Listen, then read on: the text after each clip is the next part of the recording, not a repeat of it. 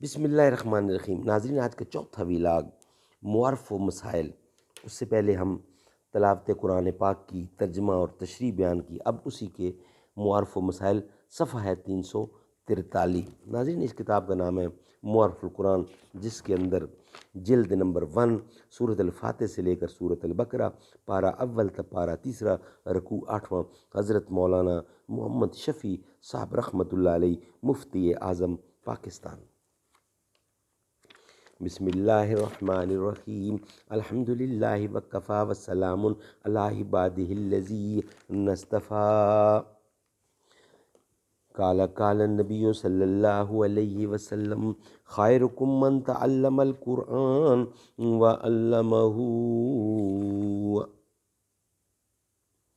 نہیں اس کھلی فضا میں کوئی گوشت فراغت، یہ جہاں عجب جہاں ہے، نہ قفس نہ آشیانہ۔ زندگانی کی حقیقت کوہ کن کے دل سے پوچھ، جوئے شیر و تیشا و سنگ گراں ہے زندگانی، یعنی زندگی۔ معارف و مسائل۔ سابقہ آیات میں ملت ابراہیمی کے بنیادی اصول اور ان کے اتباع کی تاکید اور ان سے انحراف کی خرابی کا بیان ہے، جس میں یہود و نصارہ کے اسباط ملت ابراہیمی کے متعلق دعووں کی تردید اور صرف ملت اسلام کا ملت ابراہیمی کے مطابق ہونا اور دین اسلام کی حقیقت اور یہ کہ وہ تمام انبیاء کا مشترکہ دین ہے ذکر کیا گیا ہے۔ مذکورہ آیات میں انبیاء علیہ السلام کا اپنی اولاد کی دینی اور روحانی تربیت کی طرف خاص توجہ اور اہتمام کرنا مذکور ہے۔ پہلی آیات میں ملت ابراہیمی کی فضیلت اور اس کی وجہ سے حضرت ابراہیم علیہ السلام کا دنیا و آخرت میں شرف اور بزرگی بتلا کر ان کی ملت سے انحراف کرنے کو احمقانہ کام بتلایا گیا ہے، اور ارشاد ہے کہ وَمَن يَرْغَبُ عَن مِلَّةِ إِبْرَاهِيمَ إِلَّا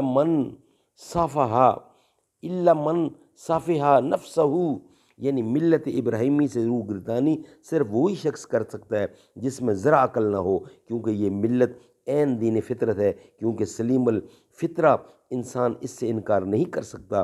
آگے اس کی وجہ بیان فرمائی کہ اس ملت کا شرف اور فضیلت اس سے ظاہر ہے کہ اللہ جل شانہ نے اسی ملت کی وجہ سے حضرت ابراہیم علیہ السلام کو دنیا میں عزت و بزرگی عطا فرمائی، اور آخرت میں بھی دنیا کی عزت و بزرگی کا مشاہدہ تو ساری دنیا نے کر لیا کہ نمرود جیسا صاحب اقتدار بادشاہ اور اس کی قوم اس اکیلے بزرگ کے ساتھ کھڑی ہوئی اور اپنے اقتدار کے سارے عوامل ان کے خلاف استعمال کر لیے۔ آخر میں آگ کے ایک بڑے انبار میں ان کو ڈال دیا گیا، مگر دنیا کے سارے عناصر اور ان کی طاقتیں جس قدر اور جس قدرت والے کے تابع فرمان ہیں، اس نے ساری نمرودی منصوبوں کو خاک میں ملا دیا، آگ ہی کو اپنے خلیل کے لیے گلزار بنا دیا، اور دنیا کی ساری قومیں ان کا لوا ماننے پر مجبور ہو گئیں۔ دنیا کے سارے مومن اور کافر، یہاں تک کہ بت پرست بھی اس بت شکن کی عزت کرتے چلے آئے۔ مشرکین عرب بہرحال اولاد ابراہیم تھے، بت پرستی کے باوجود حضرت ابراہیم علیہ السلام کی عزت و عظمت پر جان دیتے تھے اور انہی کی ملت کی اتباع کا دعویٰ کرتے تھے، اور ملت ابراہیمی کے مٹے مٹے کچھ آثار ان کے عمل میں بھی موجود تھے۔ حج و عمرہ، قربانی، مہمان نوازی انہی کے باقیات صالحات تھے، اگرچہ جہالت نے ان کو بھی مسخ کر دیا تھا، اور یہ نتیجہ اس خداوندی انعام کا ہے جس کی روح سے خلیل اللہ کو امام الناس کا خطاب دیا گیا۔ انی جاعلک للناس اماما۔ ابراہیم اور ملت ابراہیم کے اس قہری غلبہ کے علاوہ اس کی مقبولیت اور اس کی فطرت انسانی کے عین مطابق ہونا بھی دنیا کے سامنے آ چکا تھا، اور جس میں کچھ بھی عقل و فہم تھی وہ اس ملت کے سامنے جھک گیا۔ یہ تو ابراہیم علیہ السلام کے دنیاوی شرف و بزرگی کا ذکر تھا۔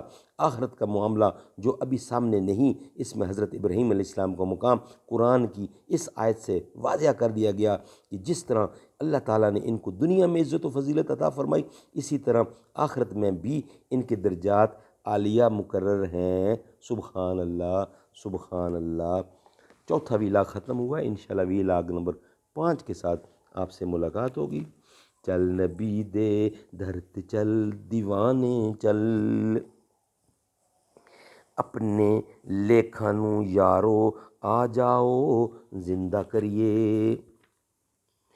رب نے ہی پیار جتایا عرشاں تے کول بلایا، چم چم پیراں دیاں تلیاں آ کے جبرائیل جگایا، سامنے محبوب بٹھا کر رب نے دیدار کرایا، رب نے نہ کوئی ہور بنایا تیری مثل، چل نبی دے در تے چل، چل دیوانے چل۔